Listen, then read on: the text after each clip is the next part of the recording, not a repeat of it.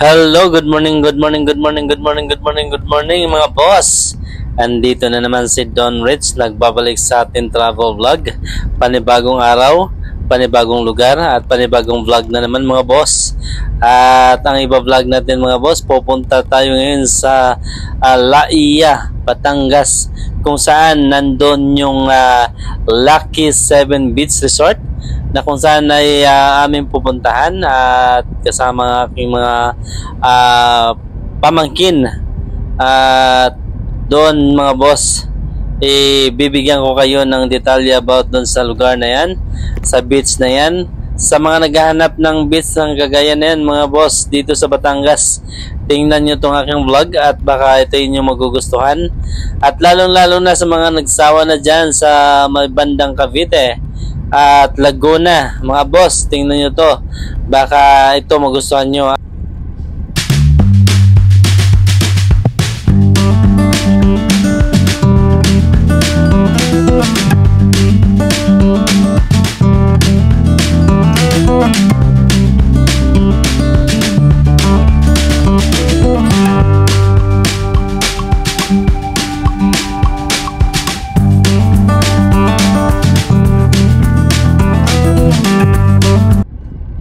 At parang nagugutom na itong mga kids mga boss. At yun nga, napagkasunduan na kakain kami sa may Kuya Oliver Gutuhan dito sa Batangas.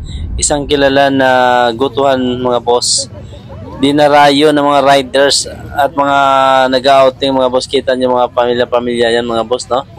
Ganito lang yung area nila. Dinarayo talaga yung kainan. Ayan, mga nakasasakyan din yung iba. Sabihin natin talagang talagang ginusto din ng mga riders itong lugar na to mga boss at yung gutuhan ni Kuya Oliver. So kung iba dyan, gusto nyo malaman o i-search nyo itong Kuya Oliver Gutuhan dito sa Batangas mga boss, at para makakuha kayo ng ideya.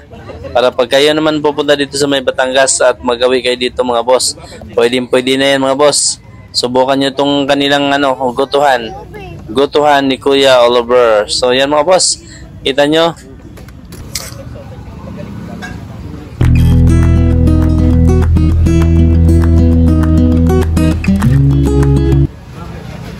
Ayan mga boss, yung kanilang malaking kaldero mga boss, no? Diyan niluluto yung kanilang ano ba tawag niyan? Guto o sabaw, ribs.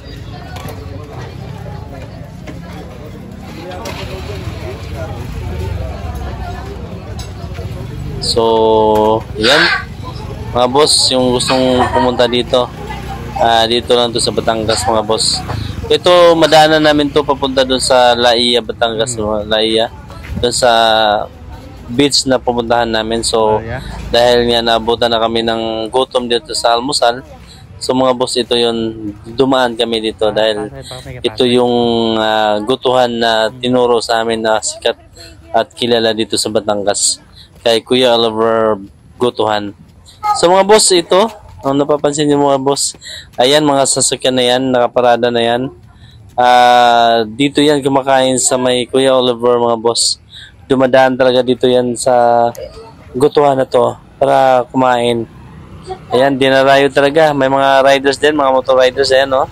So mga boss, subukan nyo dito dumaan yung mga magawi dito sa Batangas na mag-outing itong Kuya Oliver. Subukan nyo mga boss at para malaman nyo rin kung talagang yung feedback na totoo daw masarap. So kayo din makapagsabi kung masarap mga ba talaga. Para sa akin, okay lang mga boss.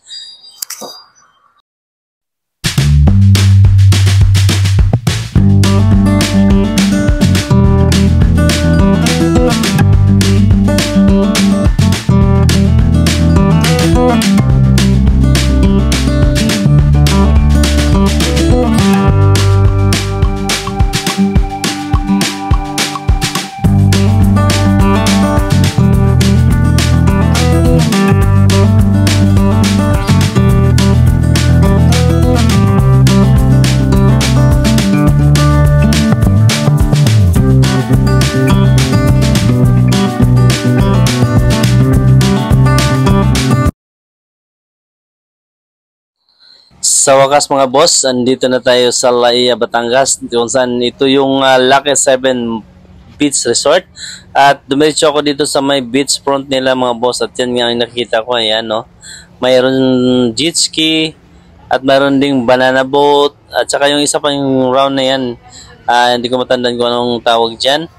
At dito mga boss, kung sinong gustong sumakay dyan sa banana boat, mayroong, tinanong ko kung magkano per head dyan, nasa 300 per head. At saka yung sa round na yung tinuturo ko kanina, 400 per head po yun. Tsaka yung jet ski, kung baka mayroong kayang kumuha dyan, isang oras, 5,000, 2,500 sa half an hour. At saka mga boss, kung gusto nyo mag-enjoy talaga yan, pwede naman dyan sa banana boat. At mamaya mga boss, susubukan yan ng aking mga kasama yung banana boat na yan, tsaka yung isa na yan mga boss, para sila mag-enjoy dito sa Lucky 7 Beach Resort dito sa Laia, Batangas. So mga boss, abangan nyo mamaya pagbabalik. At ito nga mga boss, naghahanda na kami para sa aming tanghalian. Ito, nag-iihaw ako ng liempo. At saka mag-iihaw ako ng tilapia. At ito din boss, mga boss, mayroon ding mga shrimp dyan. Niluluto namin bago kami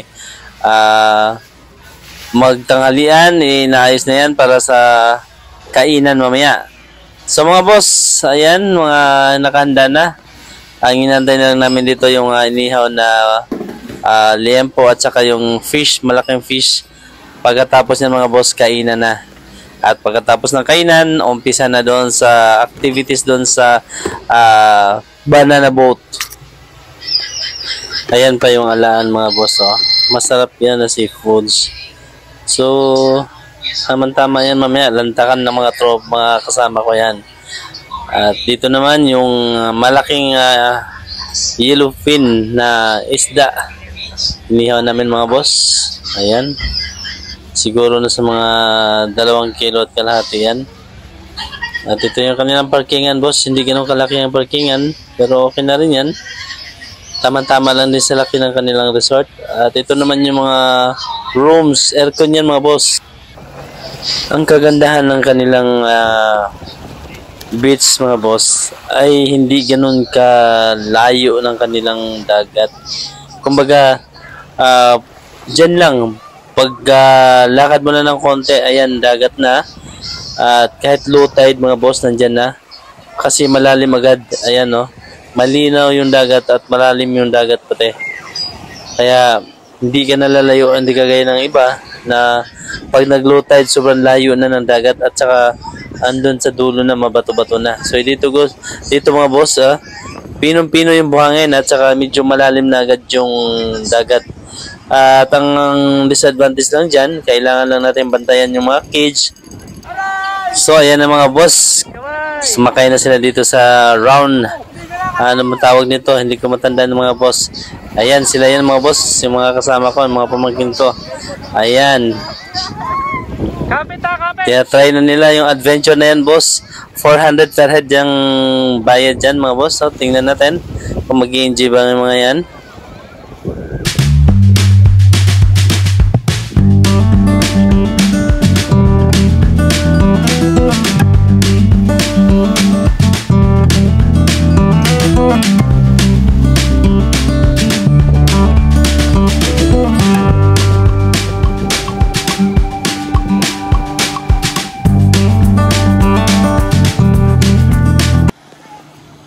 At sa tingin ko naman mga boss, nag-i-enjoy yung mga yan, ano. Kita mo naman, ang ingay niya.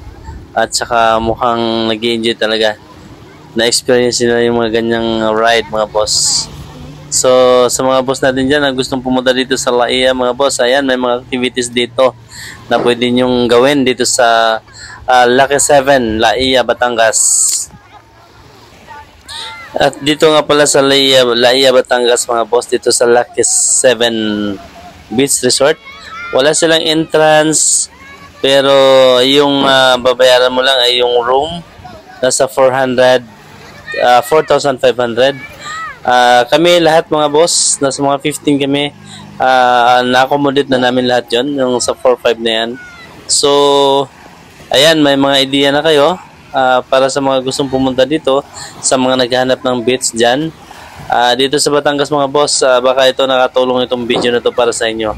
So subukan nyo pumunta dito, dalhin nyo mga kids, mga anak nyo para mag-enjoy dito mga boss, lalo na sa mga gustong mag-experience dito sa jet ski. Ayan mga boss.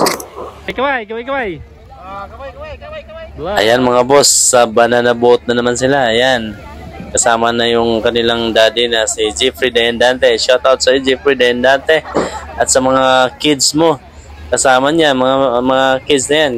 Pati yung pinakabunso nila mga boss, sinama na. Ayan oh. Isang pamilya. Ayan. Kita niyo mga boss kung gaano mag-i-enjoy kung nandito talaga kayo mga boss. Ayan. Kailangan nyo na lang magdala ng konting budget para dyan.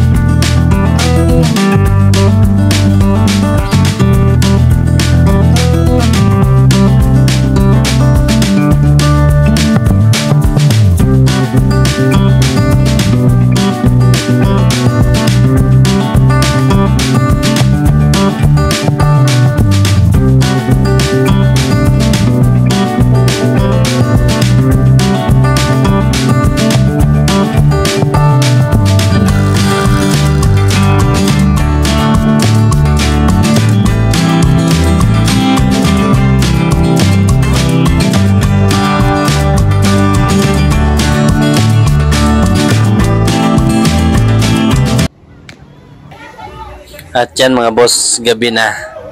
At mayroon akong sabihin sa inyo mga boss. Dito pala pag gabi, may dumadaong na mga nangingisda dito sa beach na to. So, tama-tama kung gusto nyong mamili or bumili ng bagong huling isda, mag-abang na lang kayo dito mga boss. Kagaya niya mga boss ha. Ipakita ko sa inyo mamaya yung mga dumating na mga nangingisda. Ang dami nilang huli, pero hindi malalaking isda. Ayan, may nahuli sila pero maliit na isda, yung dulong, ang tawag nun, dulong. So ayan mga mamaya mga boss, ipakita ko sa inyo. Ayan.